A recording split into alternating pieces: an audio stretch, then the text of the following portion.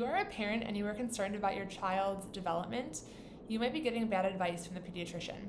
Oftentimes we hear doctors tell parents that the children will just grow out of it, or they're not talking because their sibling talks for them, or they'll just do things in their own time, and that might not be the right advice because you need to get to the root cause of what's going on with your child. Did you know that 40% of children in the US have at least one chronic health condition, and 1 out of 6 children actually have a developmental disability? And so when we see kids in our office that are delayed in some of their motor milestones, there's often a reason, and it's really important to dig deep and find what that reason is so we can correct it. When we are looking at children in our office, we're not looking at percentiles of their height and weight or charts that are very standardized to the average American, which isn't really a healthy person per se. So we are looking to see more, is your child developing the way that they should in the order that they should? Oftentimes we hear parents say, oh, my child is so strong, they could hold their head up from day 2. To us, that is a huge red flag.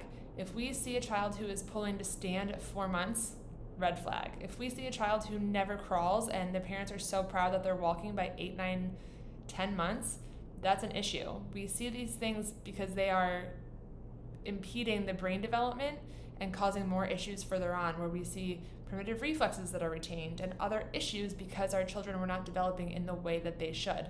It is really important to have a specific sequence. So when we see babies, we want to see them, of course, come out happy, healthy, and then start working on that head control, and then the cross crawl, sitting, standing, walking in that specific order. If we see babies who don't crawl, or they skip the tummy crawl, if they don't crawl long enough and they are pulling to stand right away, walking right away, and have never crawled and never rolled side to side equally, if they crawled with only one knee and one foot, all of these things are going to impact their brain and how it's developing, and then can cause issues with the next milestone. We know the CDC took out crawling as a milestone, and that is a very big mistake in our opinion. Crawling is a vital thing for brain health. It is a cross-crawl motion that is what is connecting our right and left hemispheres of our brain, making our brain even and symmetrical and working together. If you ever have a child who can read so well above reading level, grade level, and they can read really well, pronunciate perfectly, speed read, but then you say, what was that book about? And they have no idea or cannot tell you what the plot of the book was.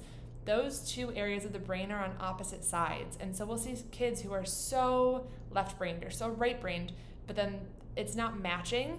And so they can't do things like knowing what a book is about that they have read, because the brain's not talking to each other on either side. And it's causing more issues with coordination and balance and behavior. And so if we do not see these things early on happen in a specific sequence, we are going to see more signs of neurological challenges as time goes on. A pediatrician who's saying your kids will grow out of it, or they'll walk when they need to walk, or oh, they're so strong, they're walking early, they don't need to roll to the left side as long as they can roll one way. We really need that sequence of development to happen, and so that advice is really going to impede your child's health as time goes on. At our office, we do those neurological scans, which can really get a deep dive into your child's health, their inflammation, their stress, their tension. The autonomic nervous system really is a key piece here, and something that's missing when we are talking about milestones. And so it's not something we want to wait and see on.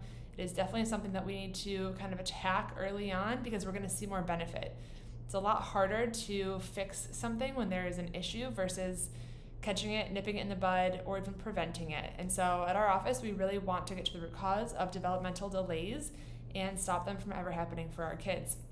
And then once a child's nervous system is adaptable and it is resilient and their body is working at a healthier speed and place, then we can team up with the people that we love, the OTs, the PTs, all of our village that we say, all of our good referrals that can help take your kid to the next level. But if your child's nervous system is not in a place where they're even able to do those simple things and their body is always in a fight or flight state, going to OT and PT isn't going to get them as much benefit as it could. So if you're interested in all of this, please know that it's not something you want to just wait on. You want to take further action, find a healthcare provider who's going to listen to you. And at our office, we love doing just that. So if you want to learn more about your child and how the sequence of events should take place, you can click on the link in our bio and schedule their neurological scans to see how to get started. Have a great day.